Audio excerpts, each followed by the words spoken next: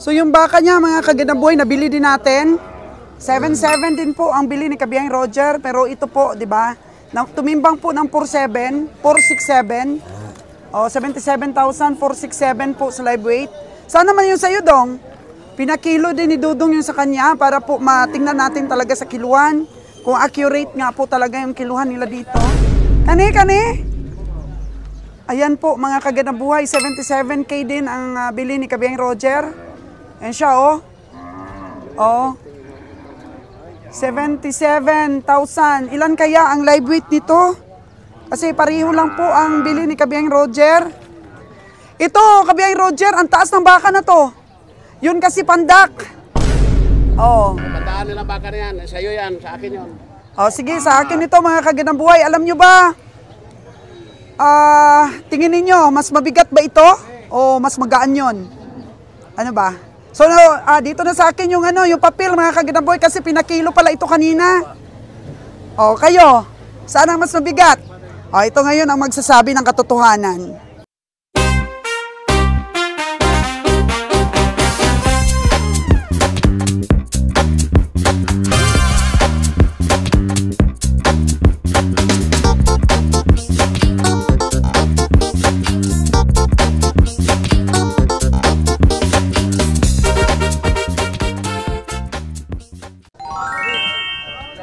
Grabe po, kontrobersyal itong baka na to. Pinagkatuwaan po ng mga kapwa-komprador natin.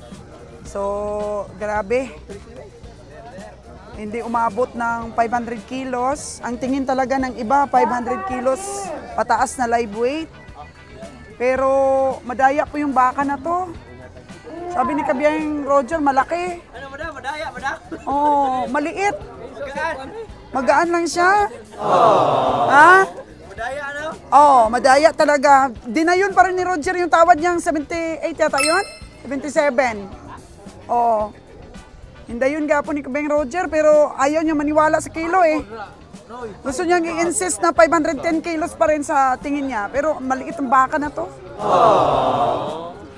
Bakit nagkaroon pa ng kiluhan dito ang kanlaon kung hindi naman pala mapaniwalaan ang kiluhan dito? Sabihin mo malaki ang baka, maliit talaga siya. Ilang kiluhan. Tuloy mo, pila kilo, tuloy mo. Kilo. Soy! O, tingnan nga natin yung sayo. Pakilo. Pakilo mo nga. Baka na to. Tingnan kung totoo nga na sira yung kiluhan nila. Sira ang kiluhan diran? 150 kilo. O, bakit ganun? Walang magpakilo pala dito.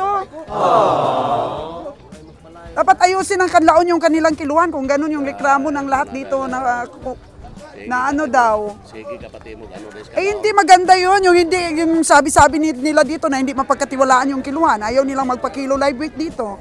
Ay dapat marinig ng pamunuan yan para maayos nila, makalibrate nila, maayos nila yung kiluhan nila.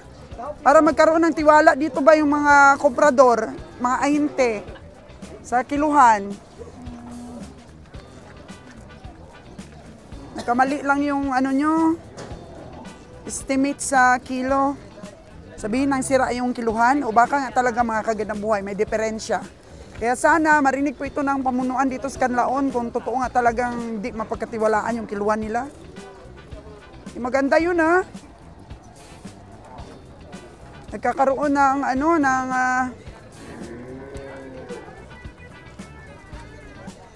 ano ba? Oh, tingnan mo. Hindi naman kalakihan itong baka na to. Magkano yung sa'yo, Dong? Pila man? Oh. 5.3. Oh, grasya na.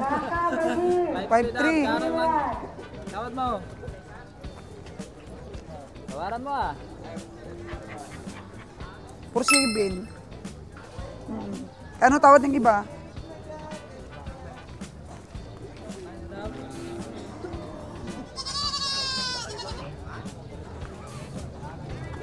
Naliit. Yun lang. 5-1 daw ang last, mga kagandang buhay. 4-7 lang yung aking tingin. Bilog man, kabiyahe. Bilog man, mga kabiyahe, ang kanyang perna. Yan lang tingin ko dong. 4.7.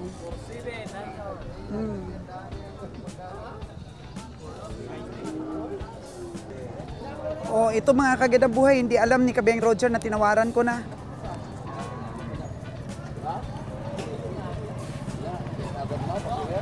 Ah? 4.5 lang pala yung ano ni Kabiyahe. Tingin dito. Unang presyo ni Kabiyahe, 4.5.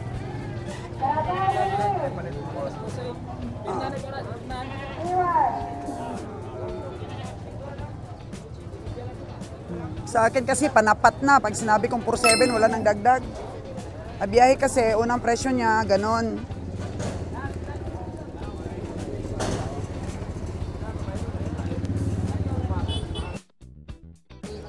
So yung baka niya mga kagandang buhay, nabili din natin.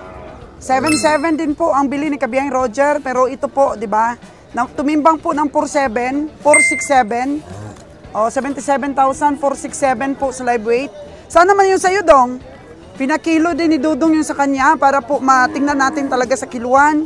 Kung accurate nga po talaga yung kiluhan nila dito. Ma'am. Yan natin ha. Ito ba yon?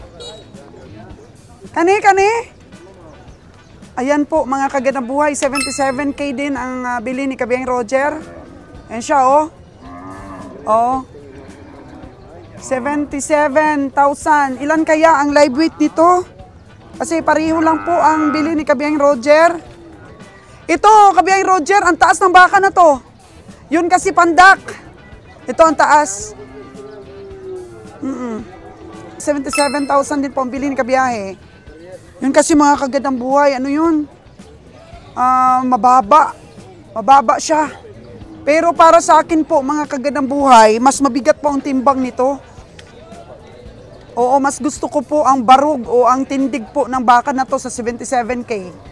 Kabiyahe Roger, mas gusto ko ang tayo nito. Gusto yan sa'yo, yan to sa akin. Ito sa'yo, to sa akin. Sa kanya daw yun, sa akin daw to. So, kayo mga kagandang buhay, ano po ang tingin ninyo? Kasi mas mataas po ang barog nito eh. Oo, balagbag. Kasi yun kasi medyo may pagkapandak. Yan, balagbag, para kita. Oo. Tandaan nila baka na yan, sa'yo yan, sa akin yun. Sige, sa akin ito mga kagandang buhay. Alam nyo ba? Tingin ninyo, mas mabigat ba ito? O mas magaan yun? Ano ba? So, dito na sa akin yung yung papel mga kagandang buhay kasi pinakilo pala ito kanina. Kayo, saan ang mas mabigat? Ito ngayon ang magsasabi ng katotohanan. 480 kilos po siya mga kagandang buhay for 77,000. Yung isa po kanina is 467 kilos. So, accurate po yung timbangan mga kagandang buhay. Accurate. Kasi nagsasabi naman talaga ng totoo, mas mabigat ito, tingnan nyo. At 13 kilos live weight po ang lamang nitong isa na to, compared dun sa isa. 467, 480 po ito. Yan, tinututukan po natin ito mga kagandang buhay because gusto ko po magkaroon din kayo ng tingin. Hindi po ako expert dito, pero siyempre ako po yung host ng programa na to. Ako po yung host ng vlogs natin tungkol po sa mga panimbang ng baka at sa ating pagpapakatay. Kaya binibigyan ko po kayo ng idea sa live weight. Tingnan nyo, ito. 480 kilos. Sa tingin ko po kanina, mabigat talaga ito. Binigay po sa atin ang lista ng live weight, mabigat siya ng 13 kilos. So, accurate po ang kiluhan. Oo. Sabi-sabi lang yan ng mga, dito, ng mga komprador dito na hindi accurate kasi nagkamali sila sa estimate nila sa live weight. So, ayan mga kagandang buhay mataas po ang barog ng baka. Sige nga, tingnan natin ulit yon. Kasi yung isang kano pa, kinausap ako, mas magaan daw sa tingin niya itong isa kasi mababa nga ang kanyang tindig. Ayun, malayo pa lang mga kagandang buhay, makikita mo na. Mababa po ang tindig niya at tingnan mo po ang kanyang puwet, paliit. Oo. Oh. Ating mga kaibigan, no? Oh, ayun. Malaki po ang kanyang pangharap. Oh, yung kanyang balikat po malaki, pero pagdating po sa kanyang puwet, medyo nagpatulis po yung kanyang puwet. Dapat palaki po ang kanyang perna. Pero lumiit po ang perna niya. Pero napakalaki ng balikat. Tingnan nyo yung kaibahan, mga kaganang buhay. Ang perna nun, grabe bilog. Ito ang perna, mas malaki pa yung tiyan sa perna niya. At sabi ni Kabiyang Roger, sa kanya daw ito. Sa 77 din yung isa, kung sino daw ang mataas talaga, magkaalaman po talaga, mga kaganang buhay, kung sino po ang may panimbang sa karkas. Ayun yung maniwala dito sa 467 eh. Sabi niya, mas mabigat pa daw ito compared dun sa isa. Eh, nakita natin, mababa yung mga paa eh. Oh. Yan. Mababa po ang paa niya. Pandak po siya. Kaya naging 467 kilos. Samantalang yung isa na yun, 480. Taas yun eh. So nakabili po tayo ng dalawa. Hindi po para i-correct yung pamimili ni Kabiyahe. Hindi po na pinipintasan natin yung pamimili ni Kabiyahe. Hindi po, mga kagandang buhay. Kundi po may matutunan po tayo dito sa vlogs na to. Hindi po tayo nagagalit kay Kabiyahe ha. Baka masabihin naman ng iba, sobra kong talino.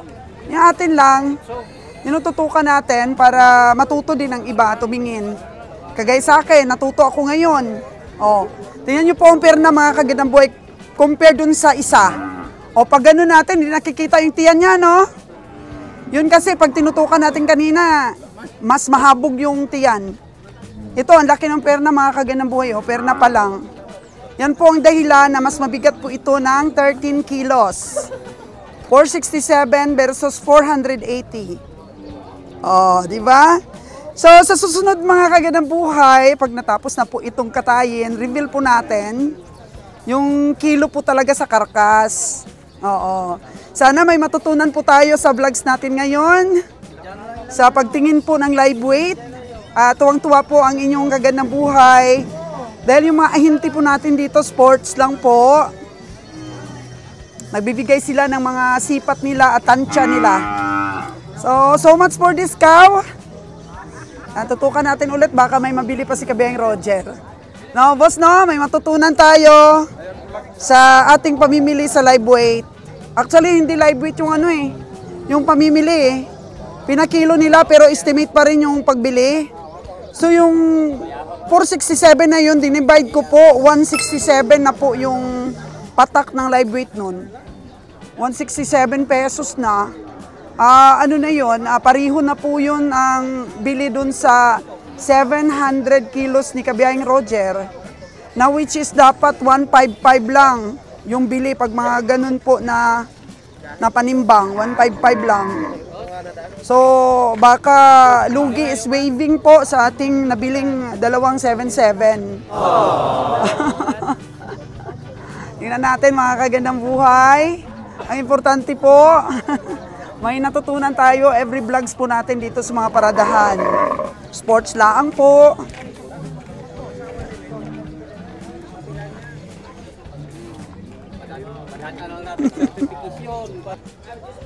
Kanina po, maaga pa lang, tinutukan po natin itong isang baka na to, na sabi ko medyo maluwag po ang kanyang laman compared po dun sa isa, oh. Oh.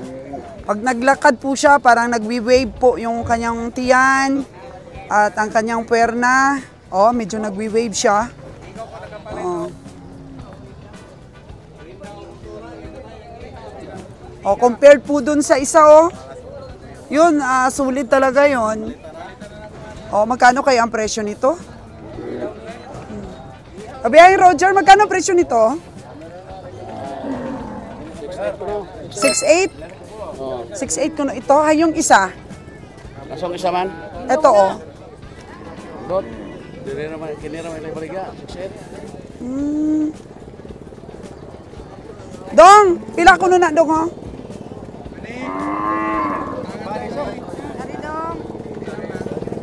Wala? Hindi nila alam presyo? 268. Tingnan mo yung puwit, oh. Sa piyot. Tata tayo. Oh, nya, uno din eh. 6'8". 6'1" yung tawad ni kami ang Roger. Number sa kilo dong ha. 6'8". 6'1". Ang tawad. Ah, kabalo ka dong? Pila na dong, oh? Yahanan na ito. Ha?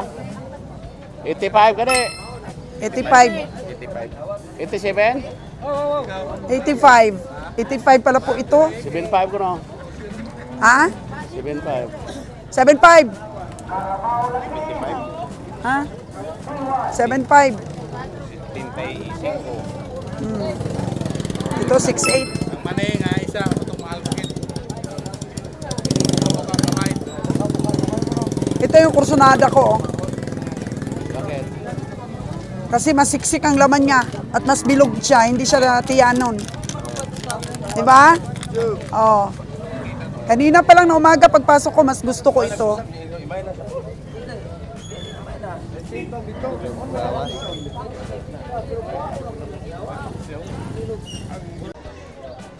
Nakausap ko po ang mga kano na magkapatid, mga kaganang buhay. Mabait naman po pala sila. Tutuwa sila dito sa Negros ba? Oh.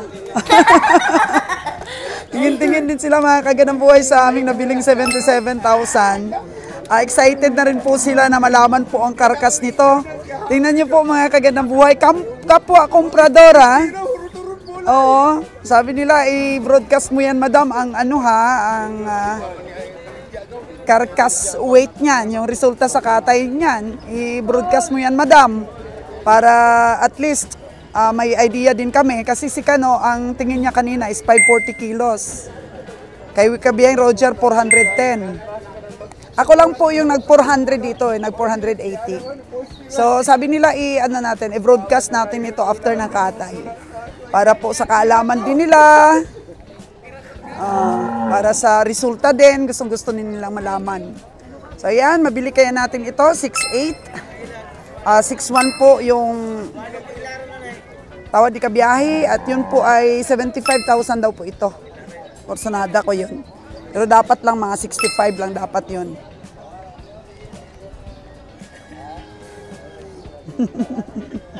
Katuwa po dito sa stockyard. Oo, mainit po ang balitaktakan natin kanina sa live weight. Sa kiluhan issue dito sa stockyard. So sabi ko, accurate ang kiluhan dito. Kasi kumilo po ito ng 467, yung isa 480. So hindi nagkakalayo. Baka sabi-sabi lang po ng mga ahente dito na hindi masahan yung kiluhan dahil nga ayaw talaga nilang ibenta yung ano nila. Ang mga baka nila sa per kilo, gusto nila mata-mata lang. Tingnan nyo kasi mga kaganang buhay, minsan yung mga ahente, ayaw talaga nila ng per live weight. Kasi pag ganyan kasi, hindi umabot ng 500 kilos, ang kasagaran pong kuha niyan talaga sa live weight is 155. Kahit yung Kano, kanina sinabi niya na 155 para siguradong panalo. Oo. Kasi may panaba naman po ang baka, okay na po yun sa 155. Tinanong ko kanina yung mga komprador po dito, yan din po ang tingin nila kapag binili po sa live weight, mga kaganang buhay. So, gusto talaga nila mata-mata. Magkano ba pag 155 times 467? Nasa 72 plus lang po siya, mga kaganang buhay. Samantalang sa mata-mata, naibinta po siya ng 77K. Yan po ang dahilan bakit yung mga ahinte ay hindi po nila binibenta ng per live weight. Dahil pag pinakilo mo po doon, wala naman pong bayad. Libre po yung pagpakilo. So, yung iba po na marunong na mga ahinte, maaga pa lang po, pinapakilo na nila yung kanilang baka. Pagkatapos po, pipresyuhan nila ng estimate. Yun. Ipresyuhan nila ng estimate. Based na rin po dun sa kilo ng baka nila. So tataasan po nila masyado yung estimate kasi doon po sila dadaan para makatubo po sila, mga kagandang buhay. Kaya mas maganda kung ako, live weight na lang po talaga. Gaya niyan kung live weight, 155 po natin nabili. Nasa 72 plus lang siya. Samantala po, yun, nabili ni Kabiyahe ng 77. Kaya po, siguro nagsasabi sila na hindi accurate yung kiluhan, di ba? Kasi ayaw nilang idaan sa kiluhan yung mga, baka nila, lalo na kung malalaki. So, kanya-kanya pong diskarte dito sa stockyard. Mas maganda po talaga mga kagandang buhay na nakikipagchika-chika rin po tayo sa mga kapwa natin komprador. Kasi marami po tayong makukuha din ng mga idea sa kanila, mga diskarte. Tapos, ano ba yung mga own experience nila? Tingnan mo si Kano. Iba may urea daw yung baka. Narinig ko urea eh. Kasi may narinig din po ako, inaabunuhan daw po ang baka. Baka yan ang nila, pinag-uusapan na magaan ang baka kapag pilit na pinataba. Pwede ba yun? Oo, na lagyan ng abono yung baka. Marami to tayong malalaman dito sa mga kapwa komprador natin. Mga diskarte at mga experience po nila sa pamimili, experience po nila ng mga panalo nila at kung saan po sila nalugi. Kagandang buhay. Presyo sa karne,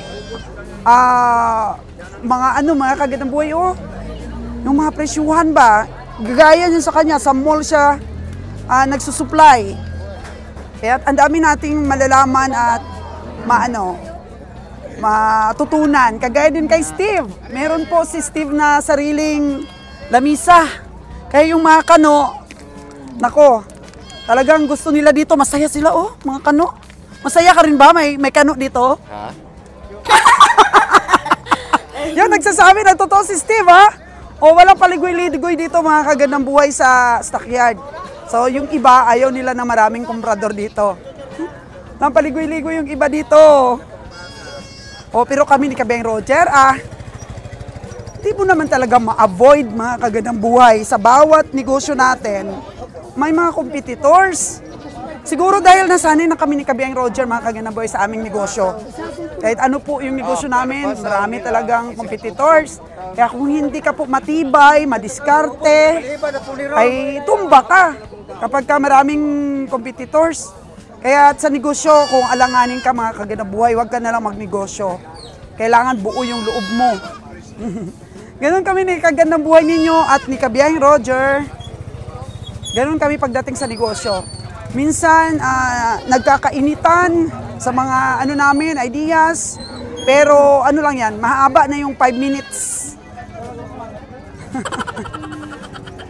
Bira lang po kami mag-away ni Kabiyahing Roger. Ano lang talaga. Di ba taga-Antique ka dong? Di, Barbara ma'am. Barbara, Iloilo? Ay, Iloilo palas dudong. Wala masyado dun sa atin, sa Leon. Meron na naman. Pero mahal din sa Leon ngayon. Busog.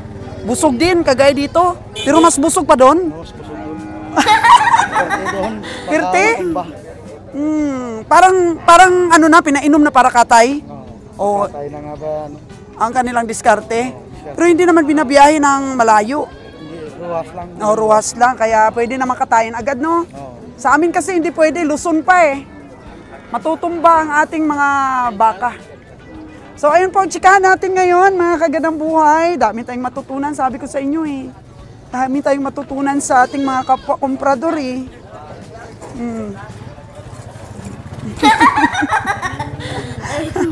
Kahit sa vlogging, mga kagandang buhay, kung wala kang guts dito sa vlogging, mahihiya ka.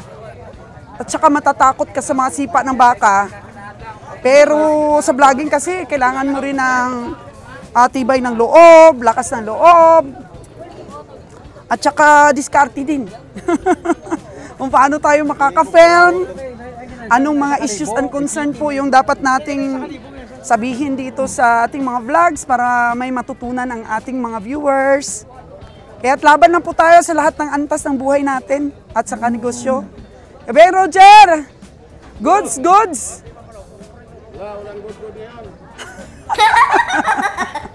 Walang goods ngayon, sabi ni Kabiyahe. Dalawa lang po ang aming nabili this time. Tutulak na po kami maya-maya papunta po ng Bakong. See you there, mga kagandang buhay. Time check po natin mga kagandang buhay is 5 minutes before 7 o'clock. At nakikita po natin yung may mga pintura po na dilaw. Nabili na po ito ni Junjun. Ayan. May nakita po tayo dito malaking kalabaw pero nagarong din po ito mga kaganabuhay. Na ano din po ito. Napainom. Pero sobrang laki niya. Bang Roger nagsisigarettes kaya nagtatago. Ay, nakikita ko pa rin yung usok kahit na yung kamay mo ay nakatago. Alam ko, nagsisigarilyo ka dyan. Tatago yan mga kagandang buhay kasi nga yung atin pong health ay hindi po ako pwedeng ma-expose sa nicotine dahil ang akin pong lalamunan mga kagandang buhay, ang daming bukol.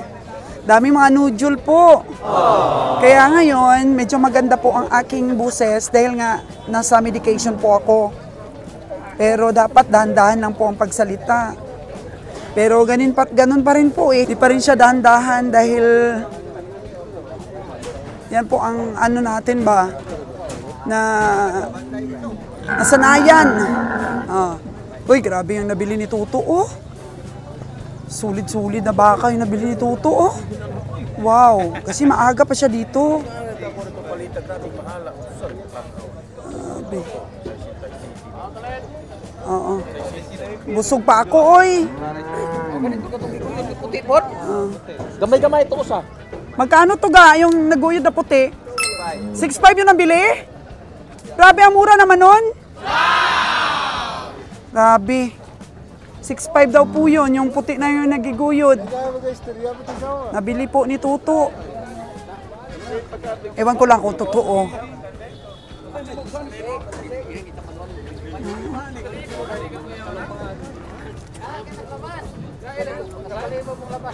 Oo. Nang luya si boss. Gutom na. Ayan. Alas 7 ng umaga, ganito, lumuwag na. Grabe talaga po mga kagandang buhay, daming kalabaw dito sa Canlaon.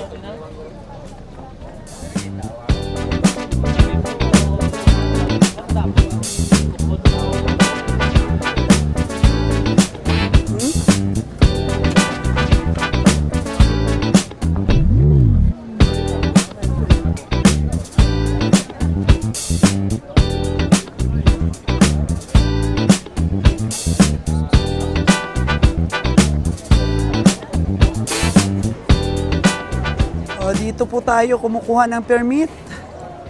Mga papilis natin credential, owner certificate, transfer certificate, release paper window 3. Ayan po. Tapos ito naman po ang nabili ng ating kapwa komprador. Mga kambing, meron na po silang kakompetensya ngayon sa pamimili ng kambing.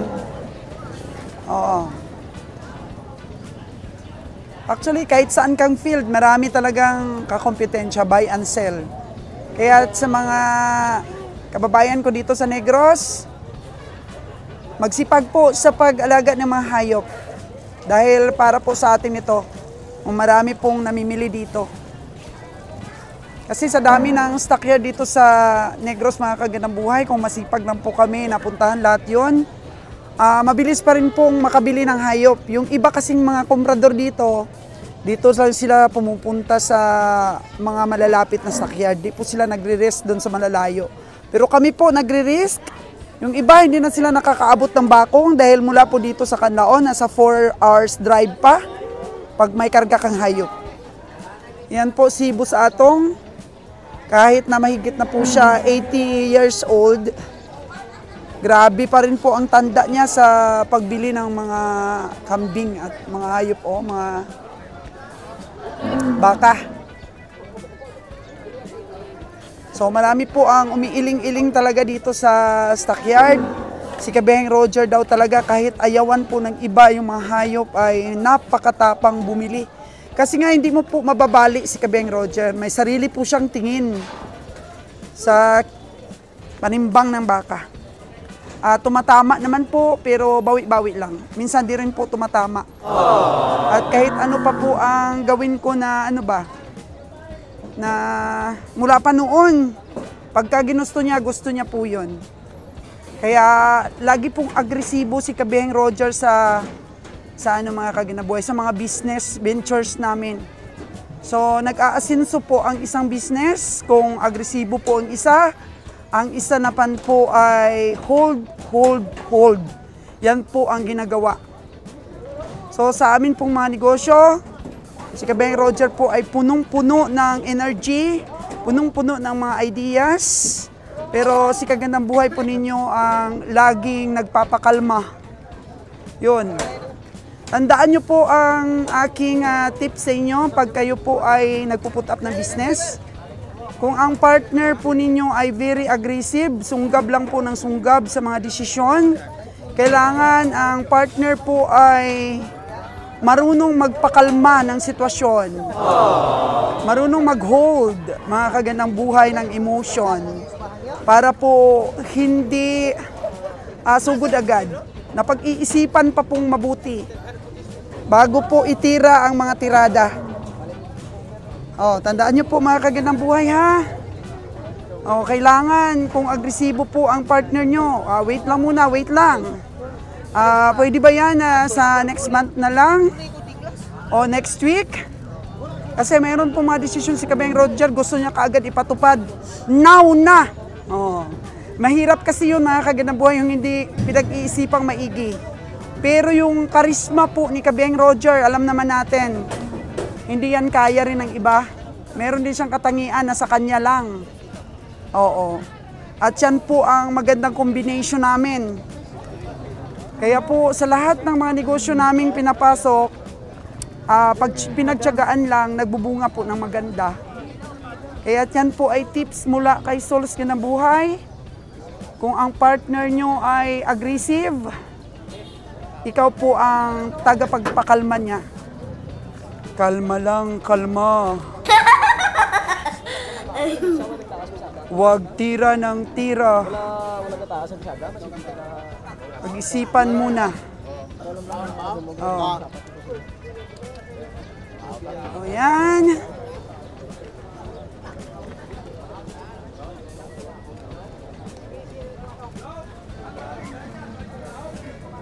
Kahit na magkakaibigan po ang lahat dito, mga Kagandang Buhay, kailangan mo pa rin pong mapagmatyag.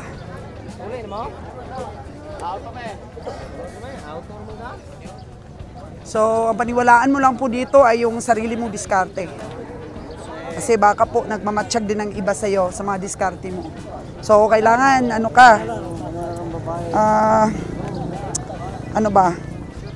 wala kaibigan ka, okay ka, pero meron ka pa rin pinanghahawakang secret weapon sa sipat, sa biyahe. Ano po yun mga Kagandang Buhay? Kain po muna kami. Bagong kape lang. Kain ulit.